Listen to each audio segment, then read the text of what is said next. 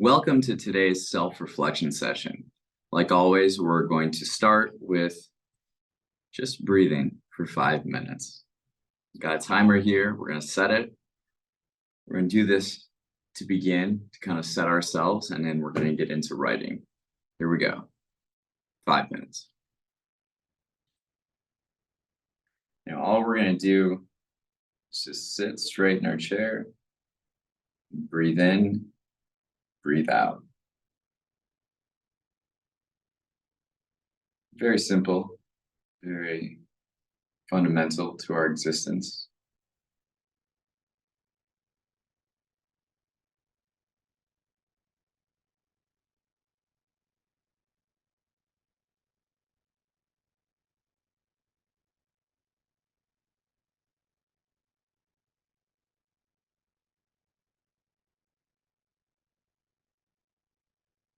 If thoughts come to your mind, just let them pass. You don't have to dwell on them. Just focus on breathing.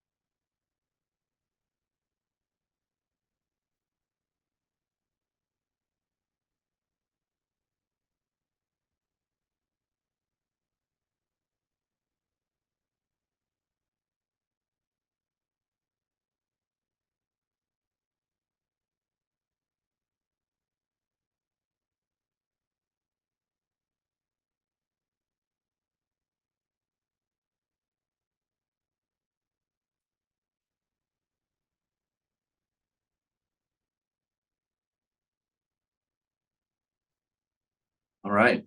So that was 5 minutes. How does it feel? You feel more relaxed? You feel ready to go, ready to write? Let's get going. Um, First question, pretty predictable. What are you grateful for? That's what we are starting with now.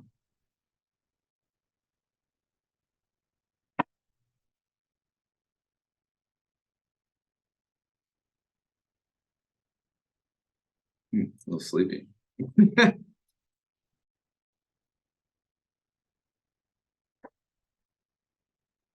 All right. So, first question that we're going to write about: what are we grateful for?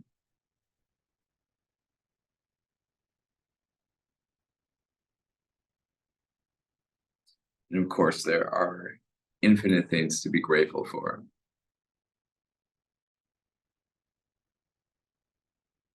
I'm grateful that this glassware exists.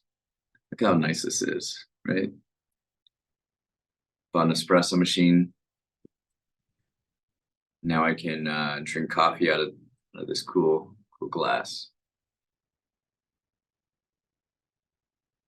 It's nice.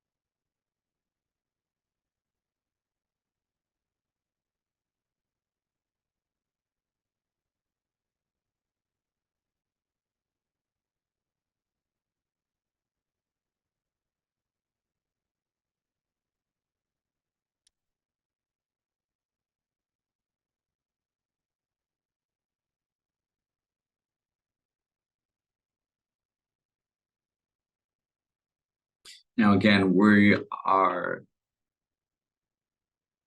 exploring gratitude because it can really help us frame the mindset of um, a productive mindset moving forward. And productive meaning effective for you as a human being in whatever tasks or wherever you're going, whichever people you're interacting with, going in with a grateful mindset, one that is appreciative and um, considerate for the beauty that exists and has been given to us.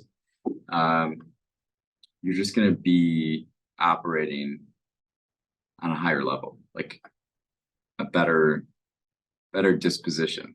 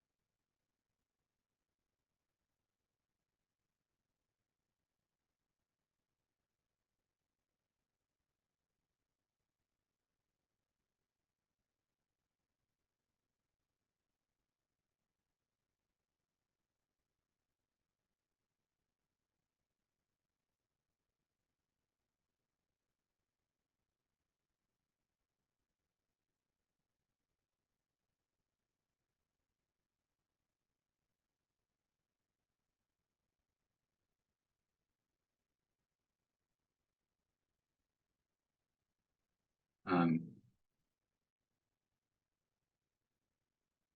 for writing and come across kind of a stuck moment, just start with another thing. What else are you grateful for? Let's go there.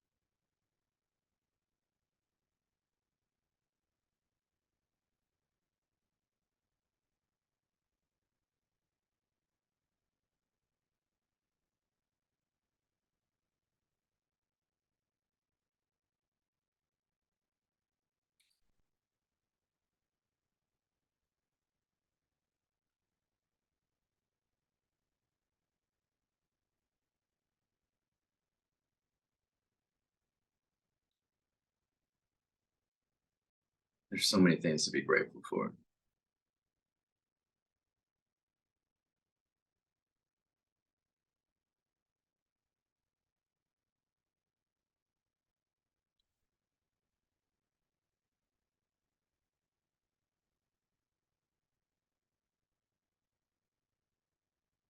Now,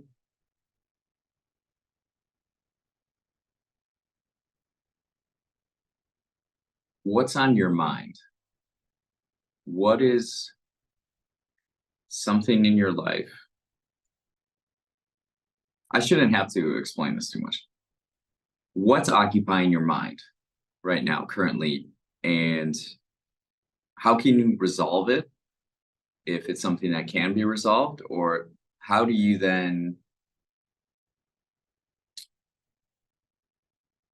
approach it?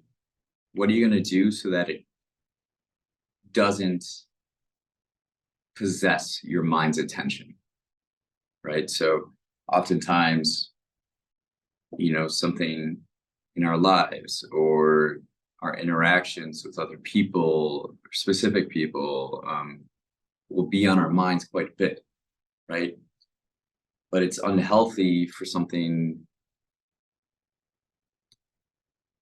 to occupy that valuable real estate in our mind, and have such a strong hold on it.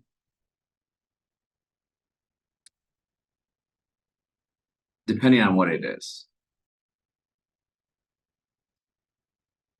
like love, love might be something okay for the mind, but it can sure stir things up.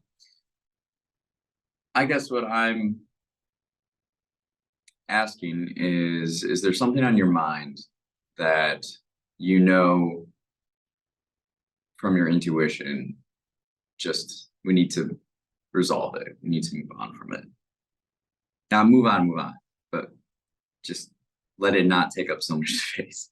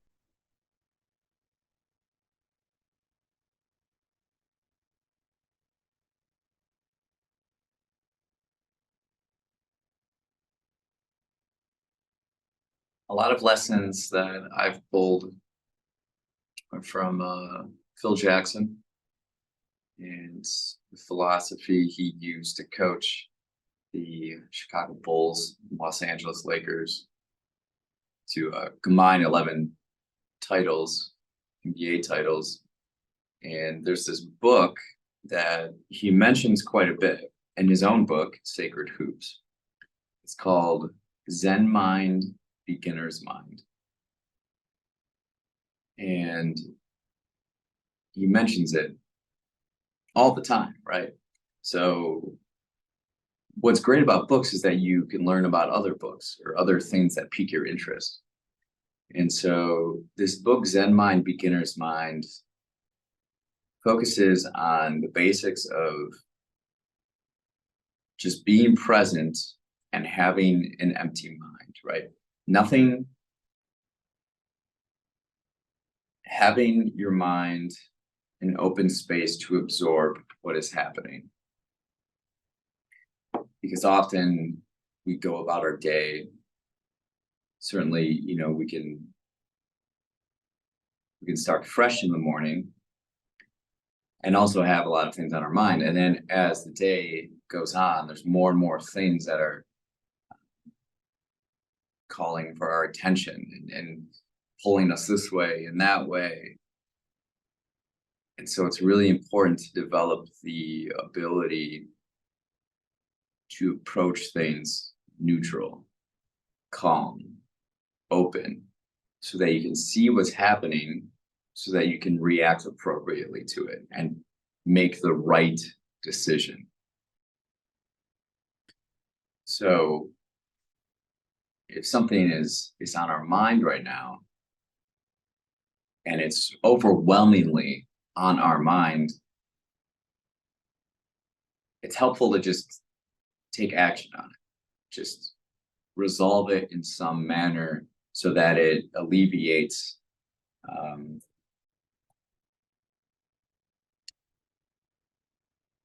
the intense focus of it. We might be giving it more attention that it needs or deserves. So it's just something to keep in mind.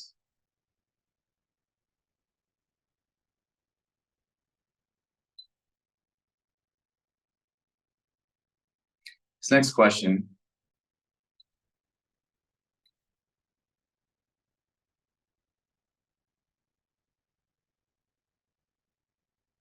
What is a space that helps you feel refreshed?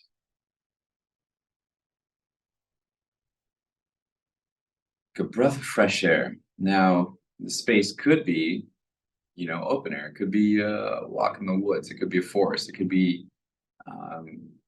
yourself on a lake or a pond, or it could be a space that you've created that is conducive to those kinds of feelings, the way you designed it or decorated it, or say a restaurant or bar, how it's designed around it to make you feel a certain way. Is there a space in your life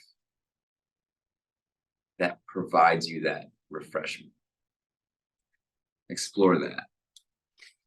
What's in the space? What are the details? What kinds of plants or what kinds of glassware, whatever. It could be anything, right? But just take a moment to think about a space that refreshes you, refreshes you.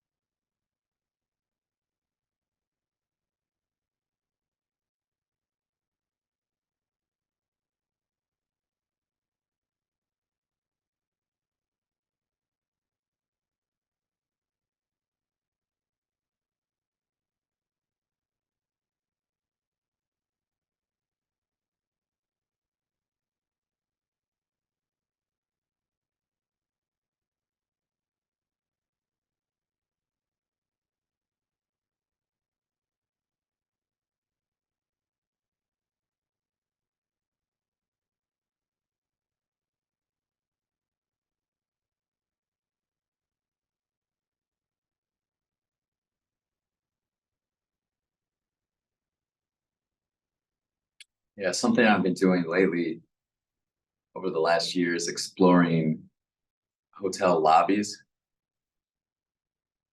And I'll just go and I just appreciate the space because everything is intentional. Everything they place there, right? From the chair you're sitting on to the table in front of you, how they're designed, right? Do they have plants, flowers? What kind of music are they playing? What do the walls look like? What kind of books do they have? Everything. Everything is communicating something to you in a way that evokes feelings, right? So I mentioned a space here in Wisconsin, my home, that I appreciate and I'm grateful for. But also one of my favorite places in Chicago that I just go regular. Like yesterday, I just got an espresso and then I went there and I sat there for like an hour. I just sat there and did nothing. I think you can really point to something like that, an example like that, and a space where you feel free enough and just calm where you can just sit and do nothing.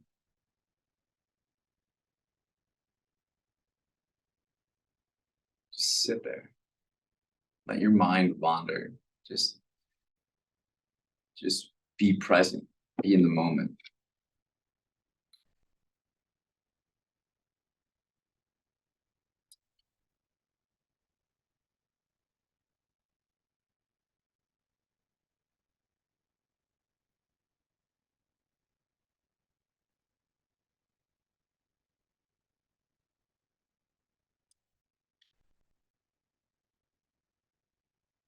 It's a beautiful spaces. Spaces that also inspire you. Just create this vibe. I went to this um, architecture firm studio yesterday, and the natural lighting and all these books, and you have the models and easels or whatever, and plants. The plants by the natural lighting. Oh, nice. Yeah, it made me think. Yeah, I want to build buildings. I want to design buildings right now. Let's do it.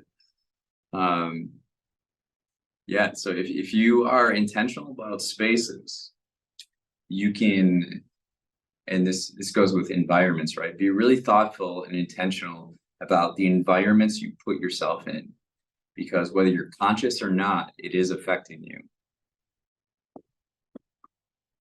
And everywhere we go, every physical space that we go into, we're um, interacting with it, with something, right?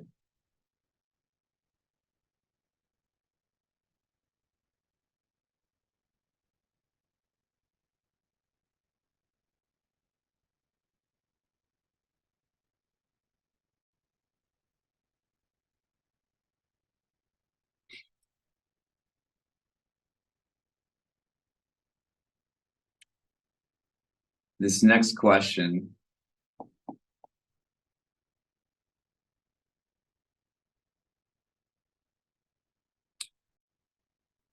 is not really a question. Something I'm experiencing is I'm going around the city and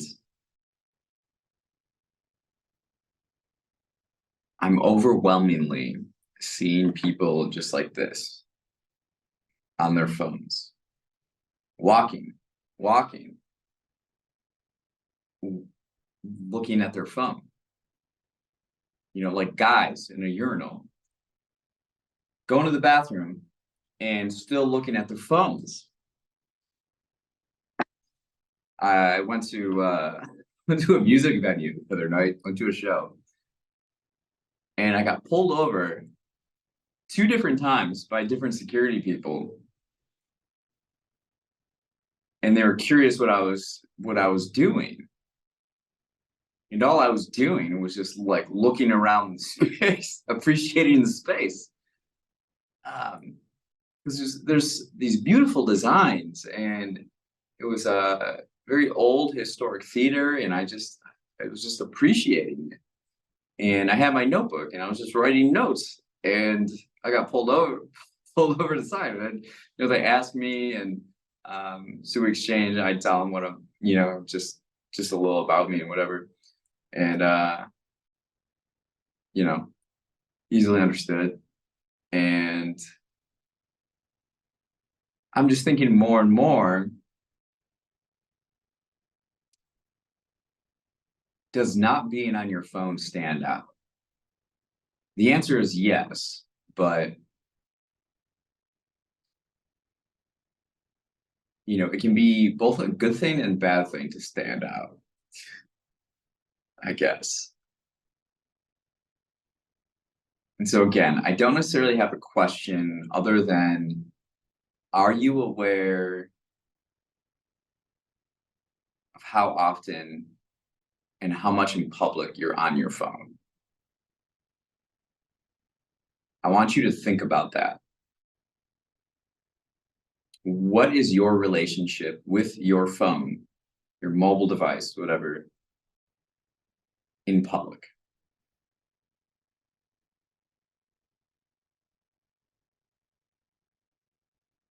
It's right about that.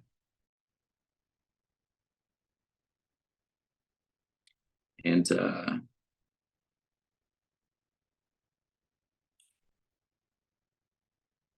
it often makes me feel kind of lonely in a way and isolated. And I'm asking myself, am I doing something wrong? Like, why is it that everybody else is doing this, which I don't think is healthy?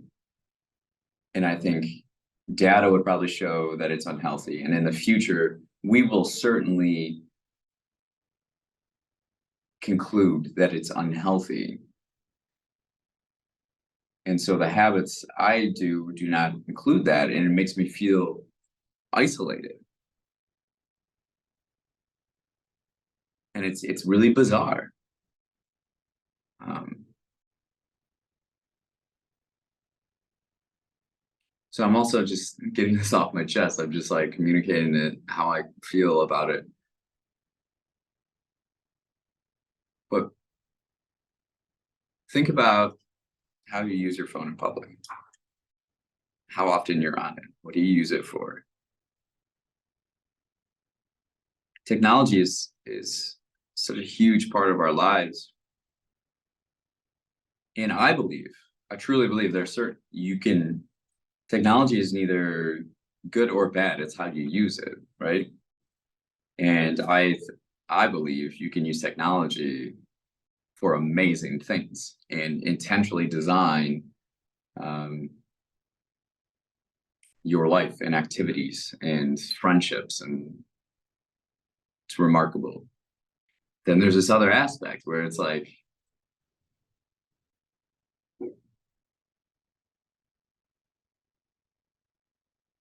it's not necessarily designed this way, but it easily becomes this way,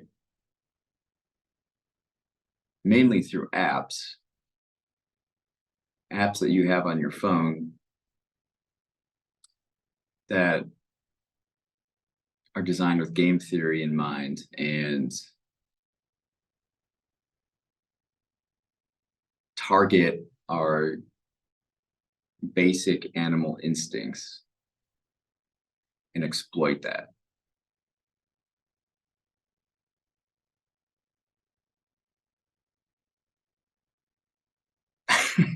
All right, that's right.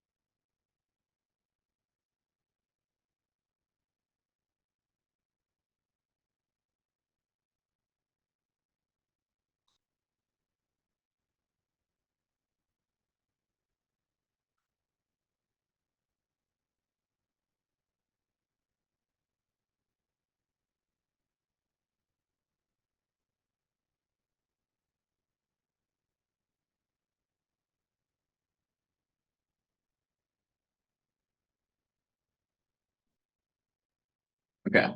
Last question. What's something you're excited about in the next week? Doesn't have to be a big thing, but just something, or give yourself something to be excited about. I'll ask this question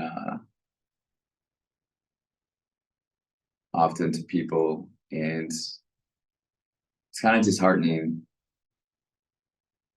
It's kind of disheartening how people just have nothing, like nothing. There's not something, and that's more so, I think, a lack of thought put into it, right? Because we're programmed or conditioned, especially in America, of like highlights. It's all about highlights. Um, but there are things you can do that provide you contentment and fulfillment on a daily basis. Whether it's the breakfast you eat, the first cup of coffee you have, or second or third or fourth, or lately I've been doing Epsom salt baths. They're just nice and effective as well to relax and or if it's the change in weather and going for a walk with the crisp air, or having any type of beverage inside by a fireplace. Yeah, life is pretty sweet. Life is pretty sweet. So what's something you're looking forward to, or excited about the enjoyment you'll have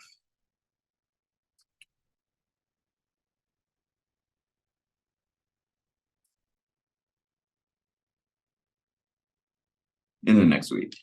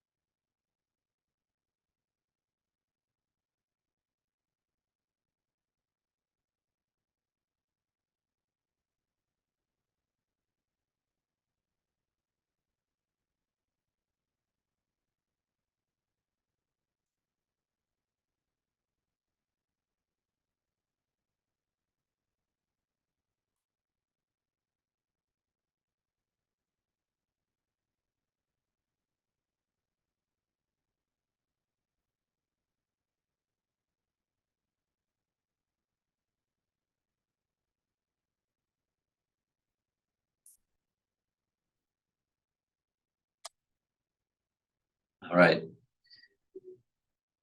That's it for today's self-reflection session. Hopefully, got something valuable out of it, and we're able to take some time out of your day to think about your own life, to think about how our actions and our environments affect us and how we can be cognizant of them and proceed forward, being more intentional and understanding the small actions we take add up. So until next time, have a great week and be present, be light, and observe and take actions. So take care.